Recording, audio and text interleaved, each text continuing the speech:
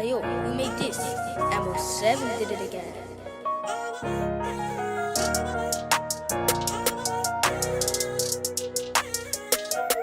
Welcome to Big Ego Media. I've got a special guest called by the name of Bugzy. How are you today, bro? I'm good, brother. You alright, yeah, Bobs? Yeah, not too bad, not too bad. I mean, before we get going, it's good to see you here in good health, but you had a few issues of late. Like, talk us through that.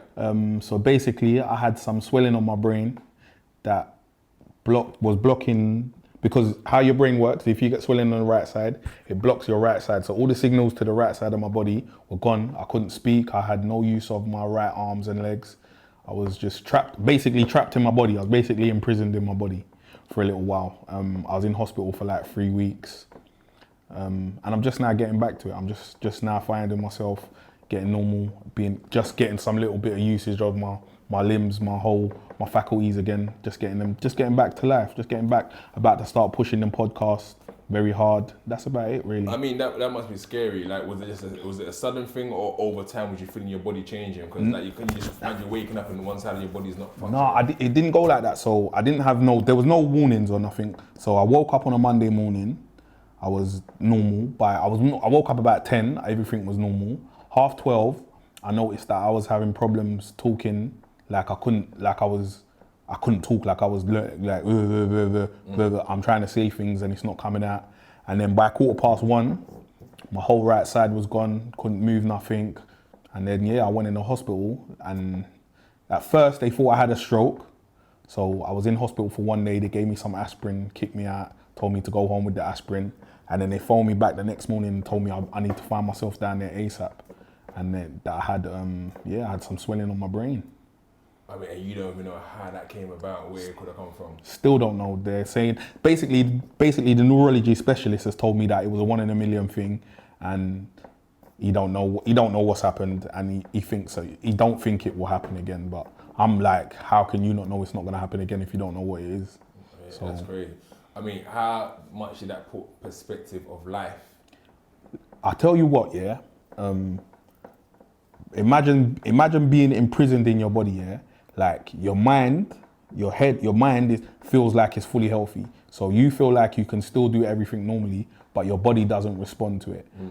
It puts so much things into perspective, because when I was in the hospital, all I was praying for is to go back to being normal. That's all I wanted. I didn't want anything else. If I had 200 billion pound at that time, I would have gave it to a man for normality, for me to be able to do things what I do on a day-to-day basis, like pick up my kids and just do normal shit. Like you can't, you take health for granted until it's not there, innit? I was lucky because I got the chance to come back. Some people don't get the chance to come back. You know what I mean? I mean, how did your family react at the time? They was in bits. Everybody thought. I kind of had to keep everybody upbeat. So my mindset while I was there was, I'm gonna be all right. I'm gonna get through this. I'm gonna come out the other side. It's just a little blip, and we'll get back to it whenever we're supposed to.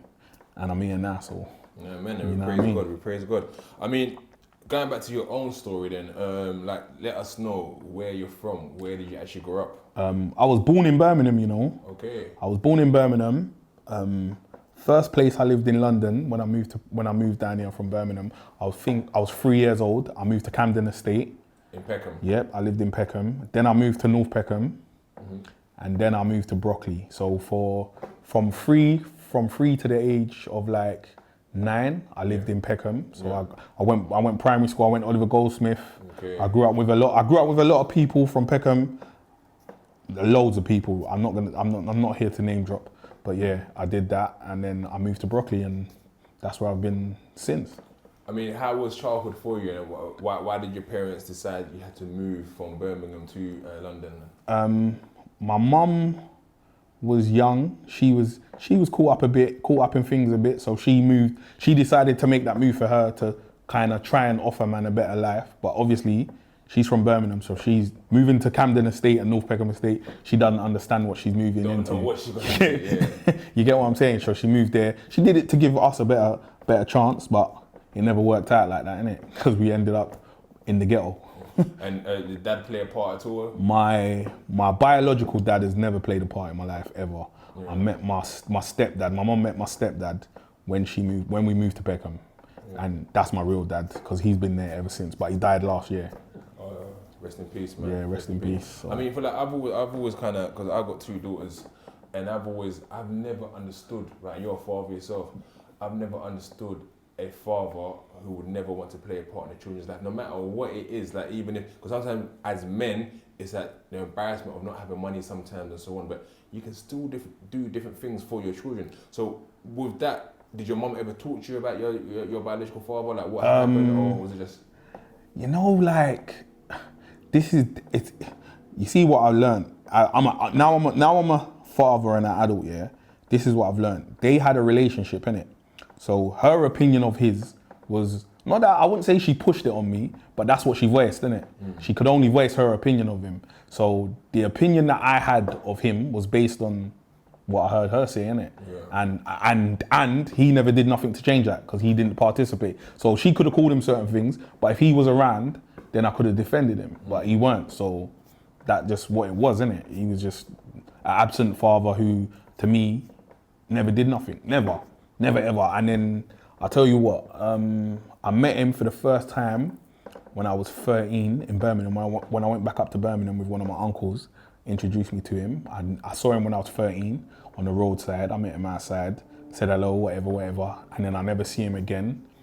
And then when he passed in, I think he died in 2013 or 14. Yeah. He died, and I went to see him because my stepdad told me, like, yo, there's 2 sides to every story. Go and see him and hear him out, listen to him.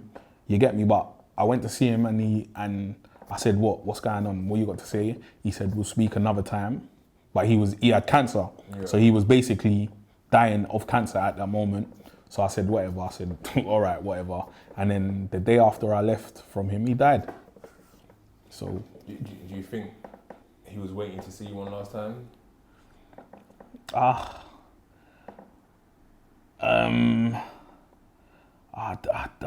don't think so because I can't.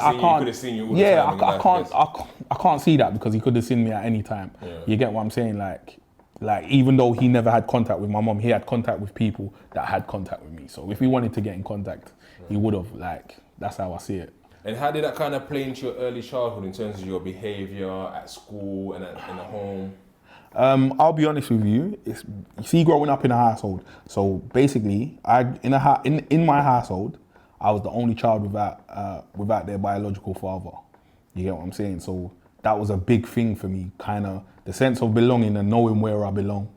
It was a big thing for me as a youth coming up because my sister moved back to Birmingham to live with her dad. Yeah. You get what I'm saying? And then my stepbrothers and sisters, they're with their dad, innit? So it played a big part. That was a big issue for me that I didn't even realize until I got older.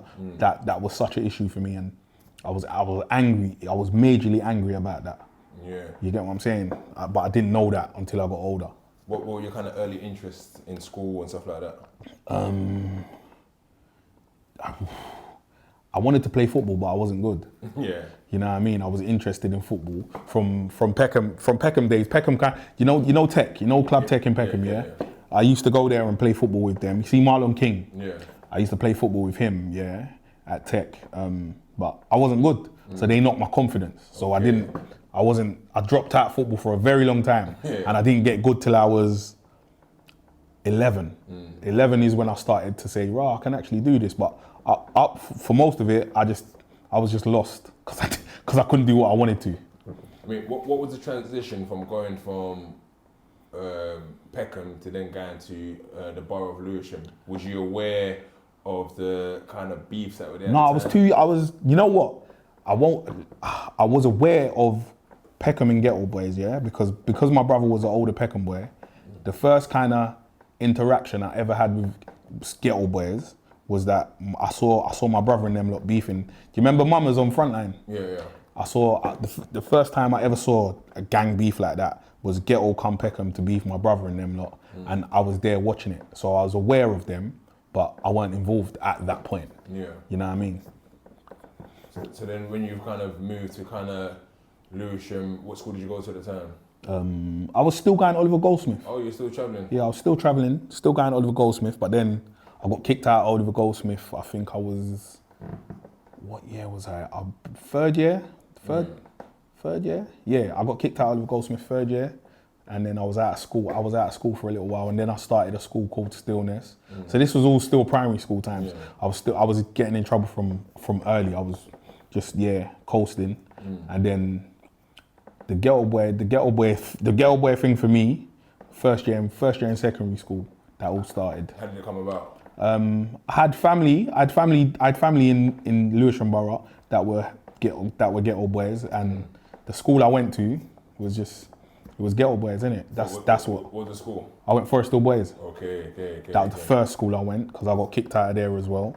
So, yeah, I just linked up with my mates, and it just naturally happened that, man, I didn't even try to be a Ghetto Boy, but everybody that I was with was all my friends and my family was just Ghetto Boys. So I just ended up being a Ghetto Boy. You know what I mean? Because us over in Peckham just felt that everyone was a ghetto boy if you lived in Lewisham, but that's not the case. Nah, definitely not. You know, like you like to say, cool kids. Yeah. The ghetto boys were a cool kids thing, innit? You couldn't in the ghetto. Not anybody could just be a ghetto boy. Them in them times there, you had to be connected or something. You had to have something about you. You couldn't just roll with the man them at any point. You weren't just allowed that. That weren't allowed them times. Them days. Was a bit different from this gang culture now. And what was kind of like your parents' views? Were they seeing what's going on, or was you hiding it from them? Because you see, because I'm from Birmingham, so I had family in Birmingham, but I lived in Peckham, So when I lived in Peckham, I had my big brother on North Peckham Estate. My big brother was a proper main Peckham boy, so the whole gang thing was kind of normalized to me from an early age. Because when I was in Birmingham, I was with my cousins and them. They were a gang in Birmingham, so I'd be rolling with a gang in Birmingham. Then when I come back down here, I'm around my brother and them, and all the NPB. Before Peckham Boys, it was NPB and North Peckham Boys. So the gang thing was just normal to me. It weren't. I've never seen different. I had never seen nothing different. Everybody I had been around was a gang member. So you're saying that you got kicked out of school in Forest Hill. Like, what was that behaviour? Why did it lead to you getting kicked out? I was just continuously fighting. I was a bit of a bully. I won't even lie. I was a bit of a bully at the time, and man was very violent, angry. I was an angry kid, innit? Everything was just anger. Everything like the only emotion I knew how to show was anger. So I was constantly showing that. And how did the name Bugzy come about? I'll be honest with you. See Bugzy Malone. Yeah. You see the fat boxer. Okay. The man them said I looked like him in it, but they couldn't remember his name, so man just gave it the Bugzy thing. So. Yeah, I hear that. So, like, as you're kind of growing up now, you're intertwined in that life. Like, what was it about that lifestyle that was pulling you in? Like, yeah, this is exciting. Because we all go through that. Like, you feel excited. Did you feel like it was part of a family? What was it? Yeah, remember what I said about me being in the house, the only person without their biological dad. Yeah. It was kind of like, whether or not I knew it at the time, I was definitely looking for something of my own. Yeah. You get what I'm saying? Because in my house, as far as, like, don't get twisted, my stepdad never made me feel no way or nothing like that. And I love him. That's my dad. Yeah. But I was looking for something of my own that weren't in my house. So, yeah, I attached myself to the man then very hard. And then I guess, like, there's an era when Peckham versus Ghetto was hot. Yep. Like, it was literally like, this is gang warfare. Yep. Do you remember sort of any times you was around that and you saw these things happening? I was very intertwined in that at one point. At one point, that was man's main thing. Man was beefing Peckham youths. So let's say from the age of like 14 up till 24, 25 probably. But it weren't, towards the end of it, it weren't as prominent as it was at the beginning, you know what I mean? So the most prominent time was from like 16 up to 21. Yeah. It was really on site with them. And for yourself, did you ever understand why it was on site, or just a thing about okay, we just don't like them? Because for me, we were just told we don't like Ghetto Boys, and that's it. No one ever told me the reason why we didn't like Ghetto Boys. And you're a little bit older than me, so was there anyone told you where there was a history of a fight? Or one of the biggest one I hear, I don't know if it's true or not, was Quasi from Peckham and Sparks from Ghetto had a fight, and that sparked it all. But I don't know if that's true or not. As I said to you, because my brother's at MPB, I can remember Ghetto and Peckham before Sparks and Quasi. Okay. You get what I'm saying? So the first time I saw a man get stabbed was a Ghetto Boy, and that must have been like 1990, 91. Wow. I was 8 or 9, and as I said to you, so I was aware of that beef, but because I had just moved from Peckham, I still had a lot of friends in Peckham. You get what I'm saying? So even when that beef started, wholeheartedly I wasn't in it until one time. I remember we bucked Peckham youths. Well, we never bucked them. They come down, and a man who I went primary school with bottled me, and that just changed. That changed the whole game, innit? Like, okay, so this is what we're doing. I know you. I knew you before all of this. That don't matter. That don't matter for nothing. So. And that's why I always try to encourage our young people, like when they play football, like we've got kids coming from Stoke Newton, kids coming from Dawson, kids coming from Homerton, and hope that the fact that you play football with each other at a young age would not allow you to, when you see each other, you might say, oh no, allow him, I know my man, but sometimes it don't really work. It don't really work like that. I like the guy that actually bottled me, Oliver Goldsmith, that was my friend from Oliver Goldsmith. Wow. Now, I probably hadn't seen him for about 4 or 5 years when he bottled me, and I was in shock. I couldn't actually believe it, but then that just made me think, that's what it is. Okay, it doesn't matter if we know each other. You're from over there, I'm from over there. It's beef. That's just what it is. Was it any moment like when you kind of feared for your life? Yeah, a couple times. Couple times I've been in some sticky situations. I mean, you know what it is when you're beefing. You're young, innit? So you do stupid things like. I remember I went to a house party in Bermondsey with a girl, and I let her tell me that there's not going to be no Peckham youths there. And when I say all of them was there, all of them, they all came, turned on the light and saw me in the party like, yes, and rare, and I had to get out. I don't know how I managed to, but I managed to get away. Couple times we've bucked them at raves like Bagley's, just One Nation in Stratford. We bucked them in mad places and it's been on tops. Yeah, a couple times I've feared for my life. We've gone Peckham. They've beat some gunshots at us and rare. You know how it goes. Just normal stuff, man. Usual stuff. And I say because I remember like we had literally it's idle hands. We had nothing to do, and someone would say, "Oh, let's go Ghetto." Like that. No reason at all. Same thing on our end. So man might be somewhere, and then man's bored. Man will say, "Right, fuck it, can't we just go Peckham?" And we'll just walk through Peckham, and whatever happens. So it's the same. You know what? You never, when you're young, you don't believe it, yeah. But we would never understand how much we actually have in common. You know what I mean? From one side to another. Because I thought there was a point in my life where I thought I could never like Peckham Boys.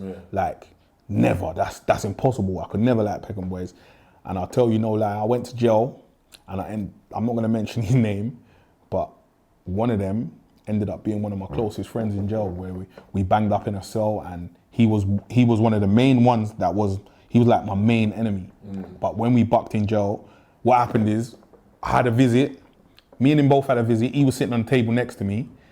The person never showed up for his visit, and my dad was offering him sweets and stuff and drinks and stuff. You get me? Because he see another black boy. So my dad's saying, "Yo, you want this?" And the respect that he showed to my dad, I could never have a problem with him. Just off of that alone. So we linked up, and we're still friends now, man. I mean, you jumped into that, so you end up going to jail. How old did you when you first went to jail? You know what? I went to jail late. The first time I went to jail, I was 27. Okay, right. Yeah, I know. I escaped. The reason why I tell you why I started to follow. I learned from 14. I learned to follow my gut. So listen to this, right? We was 14. This was the first time we ever went to rob a drug dealer. The very, very, very first time. And the day that we were supposed to go, I said to the man them, blood, I'm not even going. And one of the man them started dissing me. You've lost it, rare, you're not on it, rare. You know how it goes when you're them ages there, peer pressure, boom, boom, boom. I ended up going. Now, the brother that we went to rob he was either a semi-professional or professional boxer. And he caught me and bust my ass. He was active. He caught me, listen. No, talk us through it. So you guys have gone on this. We need to get the full story here. So what we've done, the man them's dissing me. I'm saying, all right, fuck it, I'm coming. I'm saying, what have we got for this? So the man them they've showed me something. It was supposed to be a burner. I thought it was a real burner. Yeah. Then when we got to the man's door and we've knocked the door, they pulled it out and it's one of them G10 Glocks. You remember them G10, that used to pull back the thing on the G10 ones, yeah? So it's a fake gun, innit? So, but I'm saying, we're here now, fuck it, whatever, we're going through. Obviously me being me, I've gone in the yard, I'm kind of trying to control the situation, innit? Like, get down, rare. So he from in the yard, he must have clocked, I'm the fattest one, whatever, rare. So we've done it, we've got out the yard, we're running off now. He's just following us. And he's saying, bust the gun, innit? Bust the gun. Okay. But obviously, after time, he's starting to realize, these boys ain't busting this gun, innit? So he is chasing us for about, we got chased, yeah? He was chasing us for about an hour and a half. Fucking hell. No jokes. Where I remember. You guys running? Where is it? We're in. If you know Sydenham, we're in Lower Sydenham and we're running around. We're just running, constant running around, just forever running. You get what I'm saying? Just forever running. So I remember we ran through the back of someone's garden and jumped the fence, and this brother ran through the fence. Fucking hell. This brother just ran through the fence. Like it was like a horror film, you know? It was like a horror film. I heard the fence break, I see his fist coming through. Like he was just on us, you get me? And then when he was chasing us, he was saying, look, I will never forget this. He said, I remember him shouting that, he said, look, your friend, the fat one, is getting tired. I'm gonna catch him. And I'm thinking, you know, like we're running and I'm looking around and I'm saying, right, who's the fat one? Who's the fat one? It's me, innit? Yeah. So in the end, tried to hide from him. Blood, he caught me and he bust my ass. I won't lie to the world. He bust my ass. But that was a lesson for me. Like that was my lesson to say that if my vibe ain't with it, I'm winging. If my gut's not in it, if my gut said to me, don't do it, I'm not doing it. So I was kind of glad for that because that's how I avoided going to jail for so long. A lot of things went on. Like man would phone me and tell me that the guy had to do something, and my gut would say, nah, I'm not doing it. And then a couple hours later, I'll get the call, them man got nicked. So I'd say, you get what I'm saying? So that was kind of a blessing and a disguise. That was kind of a blessing and a curse in the same thing. So with that then, what did you have to call the police or something? No, I went to, you know what? I got my ass bus. You know how funny it is? That night that we did that thing, yeah, my mum was following us. Wow. My mum was following us, yeah. So when I went home and I was mashed up and all that, I was messed up, I was bloodied up, messed up, whatever. My mum took me to the hospital. Yeah. But obviously when she's taking me to the hospital, she's trying to bust my head saying, I knew you was doing something rare, whatever. But I called my brother. No, tell her that I got to the hospital and I bucked the same guy in the hospital again. You get me? So I've called my brother like, yo, bro, I'm in this hospital. This brother who bust me up. He's here. You man better come. So when my brother and them's come and started moving to him, he's saying, no, but they tried to rob me. So my mom's hearing all of this now. She's looking at me like, you pussy, yo, look what you did. Good. You should have bust your ass. Trying to tell my brother and them to allow it. But they moved to him. And then, I just had to, that was just a lesson. That was one lesson that I learned at that time. You get what I'm saying? So at which point did you end up in prison then? I was 27 for guns and drugs. You know. And how long did you get? I got 7.5 years. I mean, you went in pretty late. Like when going in kind of that late, how was that for you? Was you fearful? Fucking, I'm 27, I going to jail. Like, no, you see, because it was so late, I was able to rationalize it as that's what happens. Man's playing this game, and if you get caught, you go to prison. So even like the week before I went to jail, my mum's house got raided twice. Yeah, feds raided my mum's house twice. But that's kind of why I went to jail, because they raided my mum's house. I thought they didn't know where I was living, so that kind of made me laxy davy. So I had guns, drugs, and money in my house.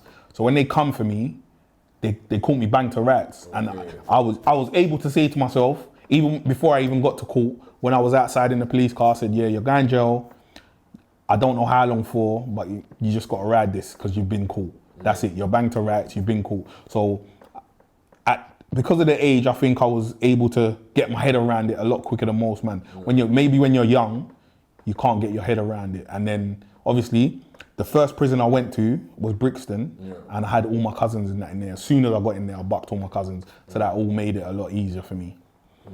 And like going back a bit now, obviously you said you guys were beefing the Peckham boys, but you end up getting stabbed, and these were guys from Woolwich. Yeah, So was Lewis with the beef with Peckham and Ghetto as harsh as it was with Peckham and Woolwich? I mean, so with Ghetto and Woolwich as well.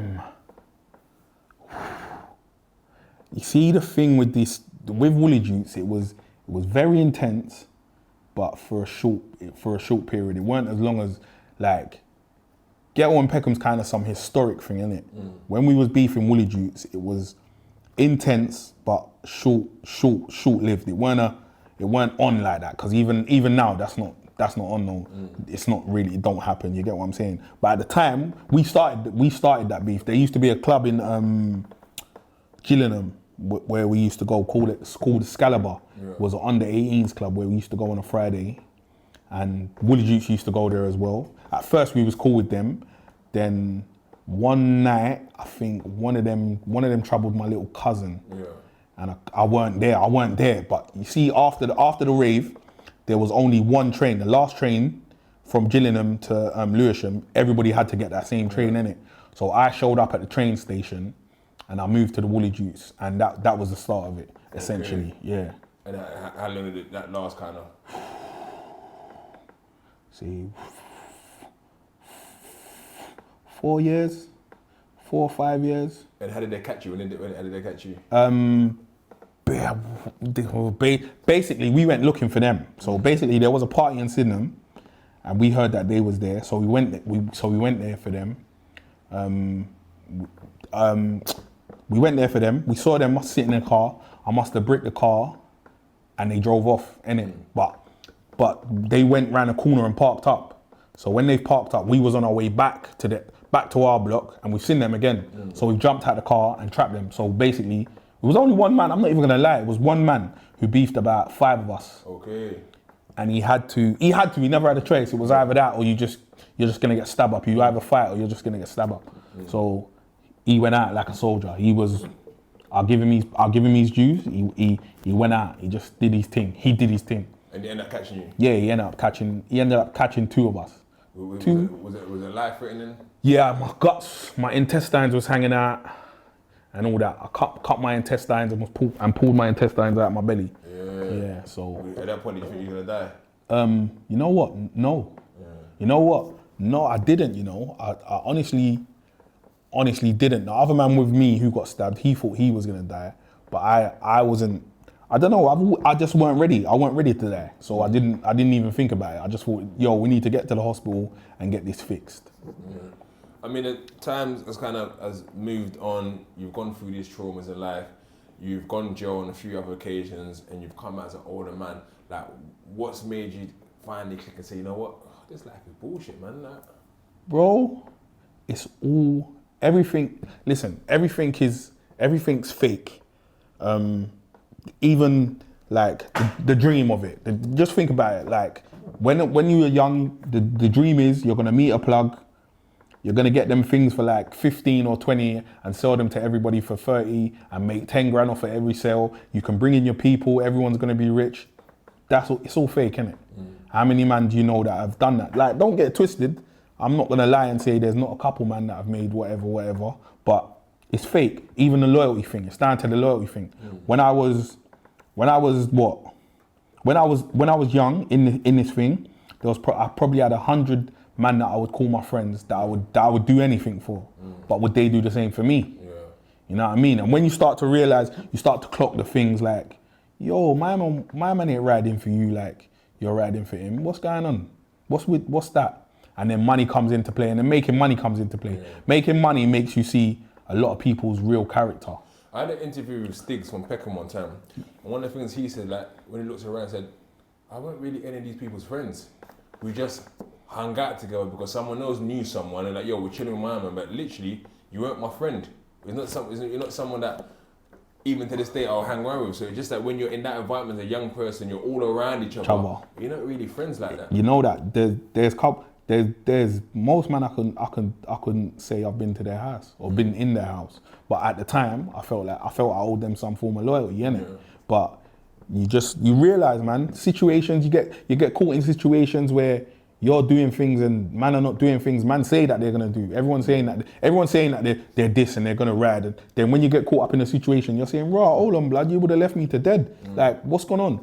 And there's many people who are now sitting in jail for life on the basis of riding out for friends that weren't even really their friends. Definitely. And that's the hardship of life now. Definitely. There's so many man locked up for man, and man don't even check them. Man are in jail. Like even me. The last time I went to jail, I sold a man a car. He went and did a move in a car. I went to jail. Never shitted on me. Never shitted on me. And that was kind of like the big wake up call. Like, hold on, I'm keeping it real here. Like, I'm going to jail for nothing. I weren't involved in nothing.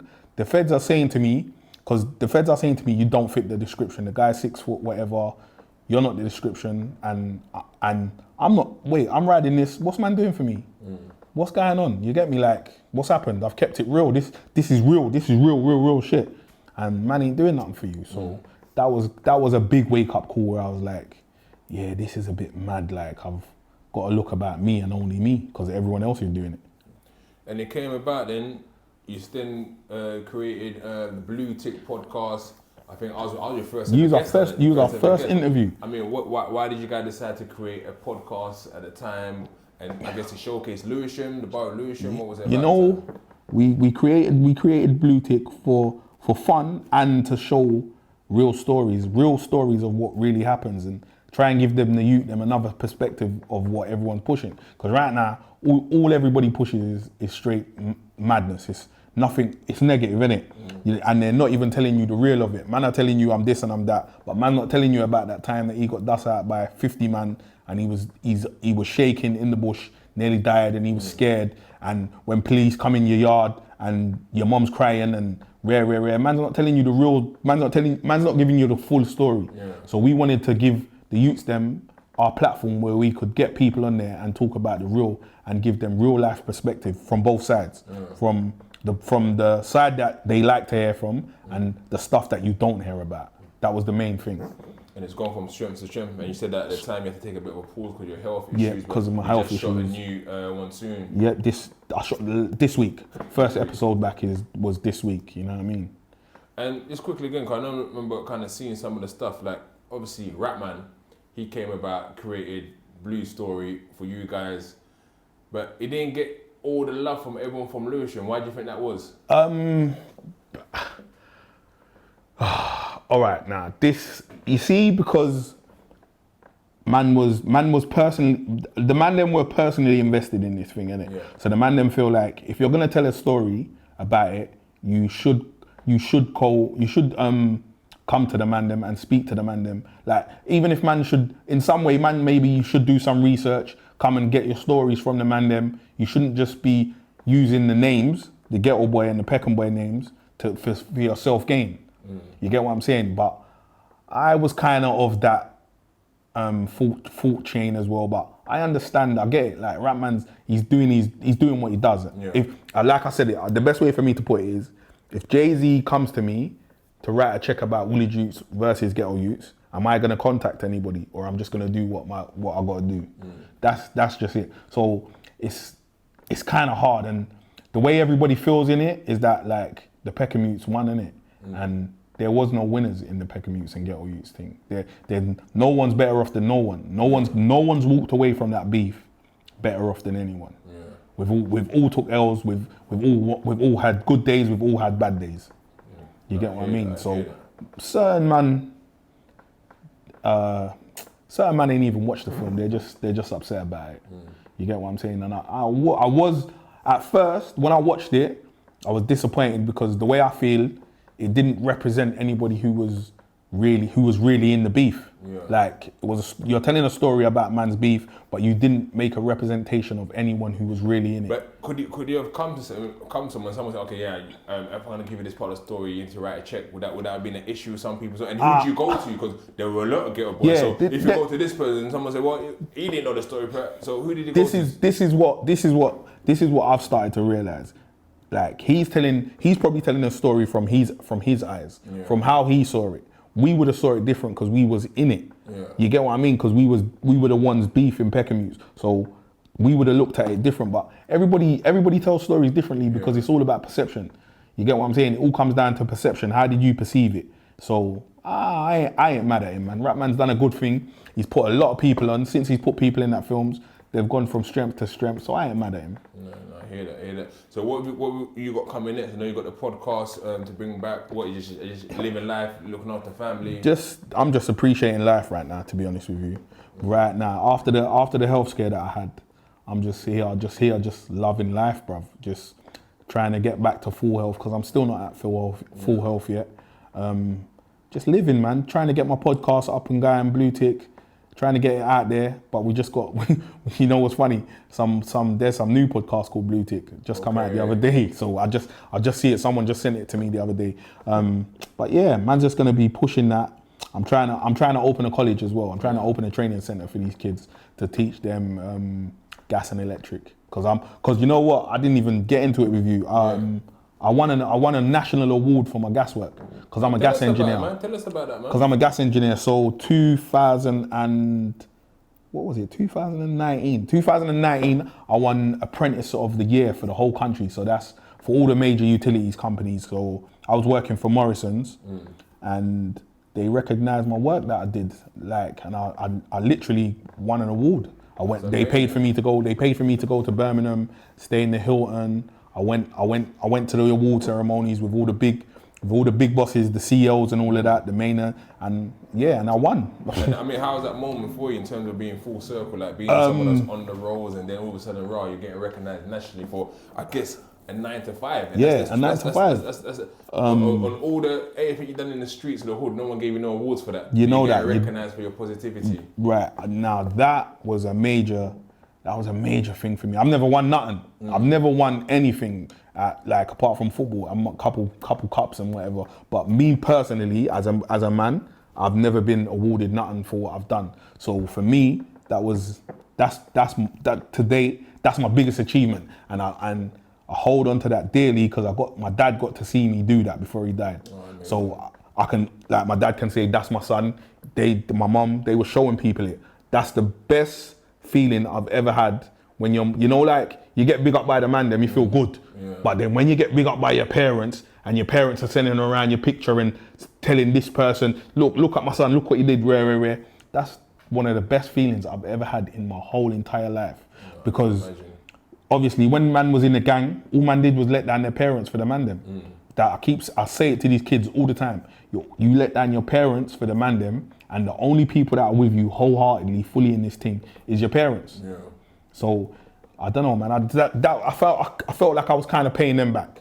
I gave them back something for what they did, for what they put into me. So yeah, man, that was a big thing. You can go on the internet now and put my name in, and on one hand you'll see gun drug dealer, and the next hand you'll see award-winning gasman.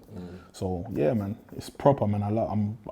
Even now I'm still proud of that. No, send me those both articles. I'm gonna post that. Say look at the transition. I'm gonna post that on Big Ego later on today, man. Yeah, man. But bro, honestly, thanks for coming down. Big up. No problem, Bobby. Man. Thanks for the opportunity. Nah, man. Like I said, you guys, I was the first guest on you guys' podcast when it launched as well. And definitely, for me, man. It kind of just shows no matter where you're from, we're all one and the same. All this beef thing don't even make no sense. It's all about the oldest manipulating our young people to make them feel a certain way.